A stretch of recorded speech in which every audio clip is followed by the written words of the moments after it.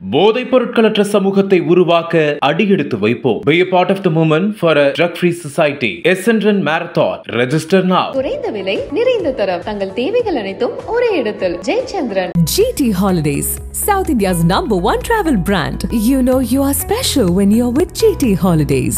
கடந்த 2019 நாடாளுமன்ற தேர்தலின் போது வாக்காளர்களுக்கு கொடுப்பதற்காக கோடி கணக்கில் பணத்தை திமுக வேட்பாளர் கதிர் ஆனந்த் பதுக்கி வைத்திருக்கிறார் என்கிற புகாரின் அடிப்படையில் அவர் தொடர்பான வீடு, கல்லூரி, அலுவலகம் என பல இடங்களிலும் அதிரடி ரெய்டு நடத்தியது அமலாக்கத்துறை.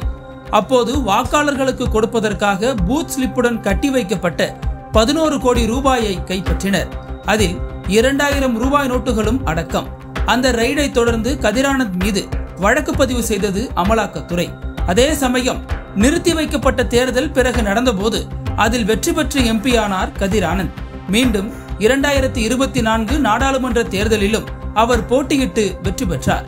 இந்த நிலையில் 2019 தேர்தலின் போது கைப்பற்றப்பட்ட கோடிகள் குறித்து விசாரிக்க குறிப்பிட்ட இடைவெளியில் 7 முறை கதிர் ஆனந்துக்கு சம்மன் அனுப்பியது இடி.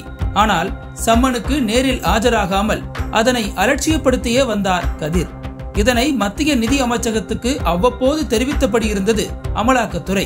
தங்கள் மேலிடத்துக்கு தகவல் தெரிவித்த கையோடு ஆஜராகாமல் அலட்சியப்படுத்துவது உங்களுக்கு எதிராகவும் முடியும், யோசித்துக் கொள்ளுங்கள் என கதிர் தரப்புக்கும் தகவல் பாஸ் செய்தது.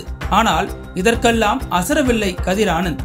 இப்படிப்பட்ட சூழலில்தான் நீண்ட மாதங்களாக நிலுவையில் உள்ள வழக்குகளை அடுத்த கட்டத்துக்கு நகர்த்துங்கள், வழக்கினை முடிக்கும் முயற்சியில் கவனம் செலுத்துங்கள் என அமலாக்கத்துறைக்கு மத்திய நிதி அமைச்சகத்தில் இருந்து கட்டளையிடப்பட்டது. இதனை அடுத்துதான் கடந்த 2 வாரங்களுக்கு முன்பு கதிர் ஆனந்த் தொடர்புடைய கல்லூரி உள்ளிட்ட பல்வேறு இடங்களில் மீண்டும் தங்களின் அதிரடி சோதனையை நடத்தினர் இடி அதிகாரிகள். அப்போது வெளிநாட்டில் இருந்தார் கதிர் ஆனந்த். இந்த ரெய்டில் கல்லூரியில் இருந்து கணக்கில் காட்டப்படாத 2 கோடி ரூபாயையும் மற்ற இடத்தில் 75 லட்சம் ரூபாயையும் கைப்பற்றினர்.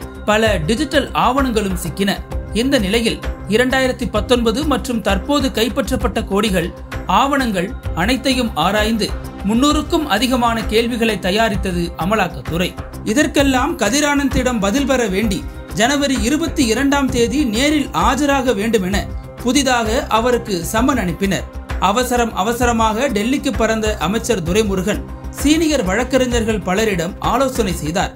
அப்போது இடி சம்மனை தொடர்ச்சியாக புறக்கணிப்பது சட்ட ரீதியாக உங்களுக்கு வலு சேர்க்காது, ஒருமுறை கதிரை நேரில் ஆஜராக சொல்லுங்கள், மற்றதை சட்ட ரீதியாக பார்த்து கொள்ளலாம் என துரைமுருகனிடம் சீனியர் வழக்கறிஞர்கள் எடுத்துச் சொல்லினர்.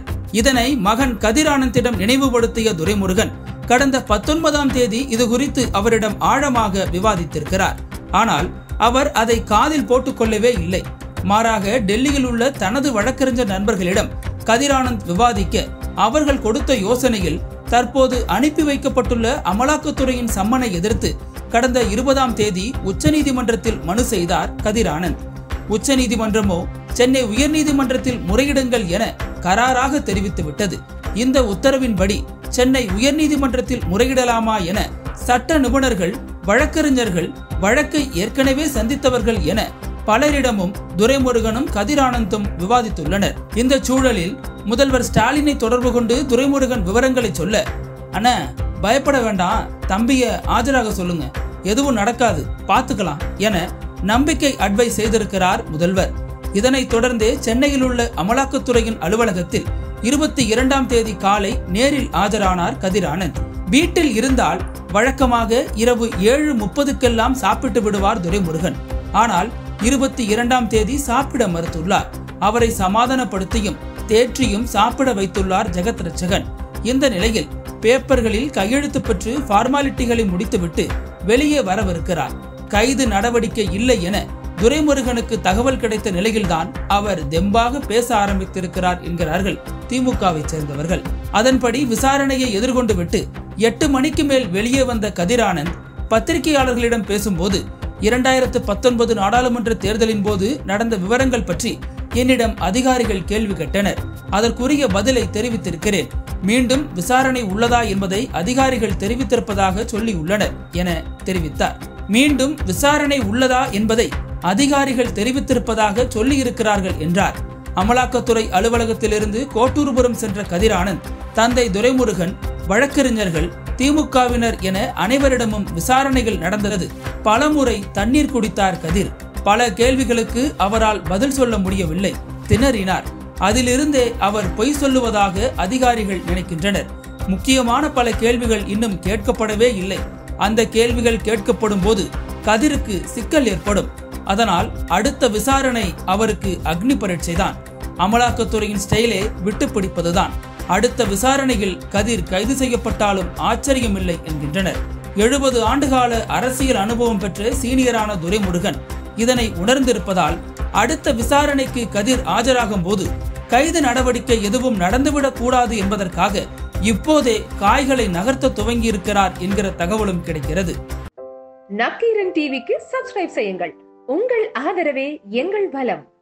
ஆசிரியர்களுக்கு நண்பனாகவும் மாணவர்களுக்கு ஆசானாகவும் திகழும் தேர்வு வழிகாட்டி.